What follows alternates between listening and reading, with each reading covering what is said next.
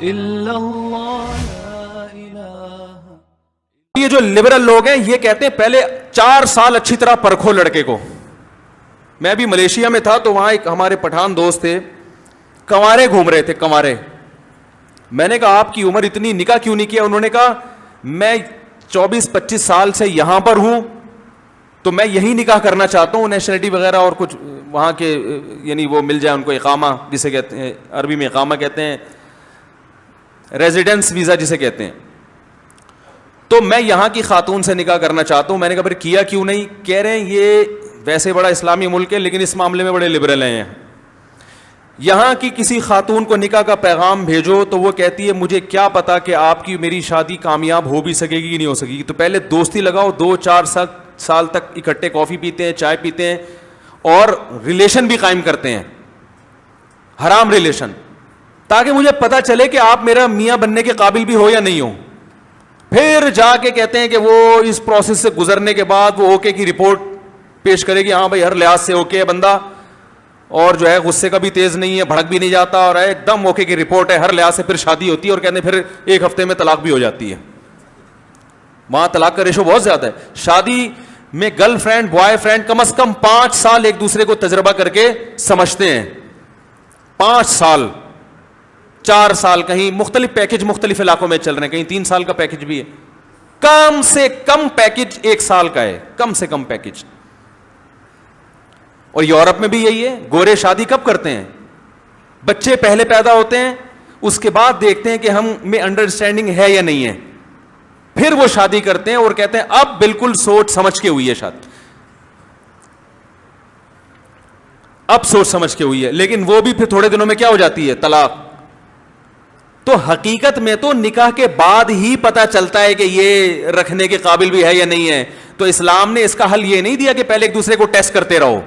اسلام نے کہا بس ایک نظر دیکھنے کی اجازت ہے, اس سے زیادہ فری ہونے کی ضرورت نہیں ہے. پڑھی لکھی لڑکی کو بھی تجربہ نہیں ہوتا, وہ بھی شادی کے بعد تجربہ ہوتا ہے کہ یہ کمبخت میاں بنانے کے قابل تھا بھی نہیں تھا, بلکہ 10 سال اگر گرل فرینڈ بوائے فرینڈ بن کے رہیں تو بھی تجربہ نہیں ہوتا. اصل زندگی نکاح کے بعد کی کچھ اور ہوتی ہے, نکاح سے پہلے کی کچھ اور ہوتی ہے. تو یہ سارا کلچر باہر سے امپورٹ ہو رہا ہے, ان سے متاثر ہے. تو پھر بھی میں کہتا ہوں کہ اس کا یعنی نکاح کے بعد کی جو لائف ہے اس کے بعد پتہ چلتا ہے کہ یہ انسان کا بچہ ہے بھی کہ نہیں ہے. تو اس کا شریعت نے یہ حل نہیں رکھا کہ 20-20 سال تجربے کر کے دیکھو یا 6-6 مہینے استخارے نکالو. اس کا حل طلاق کا آپشن دیا ہے کہ اگر ایک تجربہ غلط ہو گیا ہے تو ان کو زبردستی ایلفی سے چپکاؤ مت. امساکم بمعروف, بھلے طریقے سے جڑ کے رہو, او تسریحم باحسان, نہیں بنتی تمیز سے علیحدگی اختیار کرو. ہمارے معاشرے میں تمیز سے علیحدگی کا تصور ہی نہیں ہے. بات آ رہی ہے سمجھ میں؟ ہمارے معاشرے میں یہ ہے کہ یا تو شادی نہیں کریں گے, استخارے نکالتے رہیں گے, بٹ کالا آ رہا ہے, پیلا آ رہا ہے, نیلا آ رہا ہے. بزرگ نے بتایا دانا الٹا گھوم گیا تو کالا ہو گیا, تو نیلا ہو گیا, پھر انگوٹھی.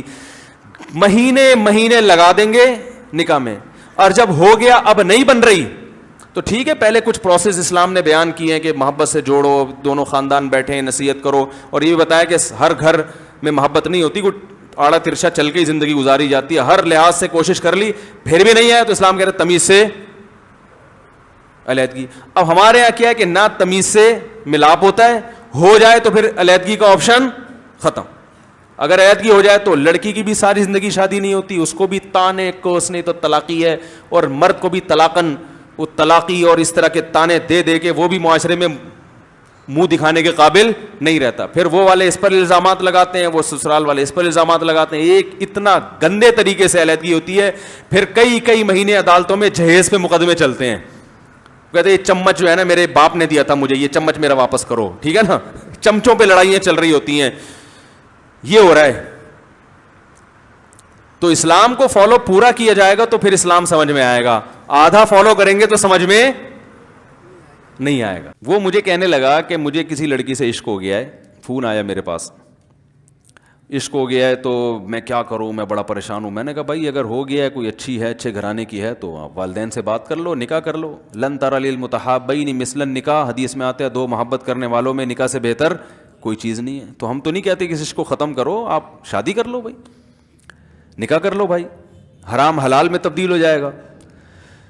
کہنے لگا کہ یار وہ مفتی صاحب مسئلہ یہ ہے کہ اس کے ابا نہیں مان رہے. میں نے کہا ابا کو، پھر مجھے نہیں فون کرو، ابا کو فون کرو، جو میں اس کا ابا نہیں ہوں تو پھر ابا کو فون کرو اس کے، یہی اپنی فریاد اس کے ابا کے سامنے رکھو. کہہ رہے یار بہت ٹرائی کر لی، بہت کوشش کر لی، اس کے پیرنٹس ماننے کے لیے تیار نہیں ہے. تو میں نے کہا بھائی دیکھو جتنے حربے تھے آپ استعمال کر کے دیکھو ابا اماں کو سمجھانے کے. کہہ رہے نہیں مان رہے. میں نے کہا پھر چھوڑو اس کو، لعنت بھیجو. ایک چیز مقدر میں نہیں ہے، غلط طریقے سے حاصل کرنے کی کوشش مت کرو. شریف لوگ شریفوں کی طرح ہی کرتے ہیں نا. تمیز کا یہی ہے کہ ابا اماں سے بات کی جائے. میں نے کہا میں دعا کر لوں گا آپ کے لیے، آپ نے مجھے کچھ سمجھ کے فون کیا تو میں بھی دعا کرتا ہوں، اے اللہ اس کے لیے بہتر ہے تو مقدر فرما دے. ابا کو دل کو نرم کر دے. ابا کو چاہیے وہ جب خود کسی کے ابا سے انہوں نے اپنا سوچے نا، ابا سے میری بات، میں نے یہ بھی کہا کہ ابا سے بات کرا دو. میں ابا کو سمجھاؤں گا بھائی اگر بندے میں کوئی بڑی خرابی نہیں ہے تو یار بلا وجہ خام خام انکار نہ کرو. لیکن وہ بقول اس کے بھائی یہ سارے حربے ناکام ہو گئے. تو میں نے کہا پھر وہاں سے دماغ ہٹاؤ. یہ جو عاشق لوگ کہتے ہیں نا ہم دماغ ہٹانا بھی چاہیں تو نہیں ہٹتا، جھوٹ بولتے ہیں. یہ جھوٹ بولتے ہیں، یہ ہٹانا چاہتے ہی نہیں ہے کمبخت. حقیقت بتا رہا ہوں آپ کو، دنیا میں بڑی سے بڑی محبت ختم ہو سکتی ہے اگر انسان چاہے. مر جاتے ہیں تو محبت ختم ہوتی ہے کہ نہیں ہوتی؟ دیکھو جب میاں مرتا ہے، جوان شوہر مر جائے کسی خاتون کا، بوڑھے کو تو وہ چاہتی ہیں کہ بعض دفعہ کہ بھائی اب اس کو نچوڑ تو لیا ہے ہم نے، پورا پینشن ملے گی اب تو ہمیں، پلاٹ بھی دے دیا اس نے، گھر بھی میرے نام کر دیا، بچے بھی بڑے کر دیے. بعض خواتین کیا کرتی ہیں، جوانی میں میاں کو نچوڑنے کے بعد بڑھاپے میں بہت ستاتی ہیں. بھائی سب خواتین کی بات نہیں کر رہا میں، لیکن بعض خواتین ایسا کرتی ہیں، وہ بڑھاپے میں میاں کو، کیونکہ وہ کسی کام کا نہیں ہے نا کھانسنے کے علاوہ، تو بچوں کے ساتھ مل کے انتقام لیتی ہیں اس سے. ایسا نہیں کرنا چاہیے، بہت بڑا جرم ہے. عورت غیرت مند ہوگی نا تو بڑھاپے میں بچوں کی طرفداری کے بجائے اپنے شوہر کی طرفداری کرے گی. یہ بھی اچھے اخلاق کی علامت ہے. وہ کہے گی بیٹا تمہیں جو میں نے اتنی محبت سے پالا ہے نا، اس شخص نے مجھے سہارا دیا، گھر دیا، اس نے مجھے چھاؤں دی، اس کی بیس پر آج تمہارے بازوؤں میں قوت ہے. تو غیرت مند عورت کیا کرے گی؟ وہ بڑھاپے میں کس کا ساتھ دے گی؟ مرد کا ساتھ، شوہر کا ساتھ دے گی. بچوں کی سائڈ نہیں لے گی. وہ آج کل بچوں کی سائڈ لینا شروع کرتی ہیں، بچوں کے ساتھ مل کے اس کو ستاتی ہیں، کیونکہ اب بچوں سے مفاد ہے نا. اور غیرت مند آدمی بھی ایسے موقع پر بچوں کی سائڈ نہیں لے گا. وہ کس کی سائڈ لے گا؟ بیوی کی. وہ کہے گا بھائی پہلے یہ رفیق ہے، پہلے یہ بیٹا میری زندگی میں آئی ہے، تم بعد میں آئے ہو. صحیح ہے نا، پہلے یہ ہے بعد میں تم ہو. تو وہی غیرت ویرت شارٹ چل رہی ہے. کیا کریں یار اب آدمی کیا رونا روئے بیٹھ کے جو ہے نا.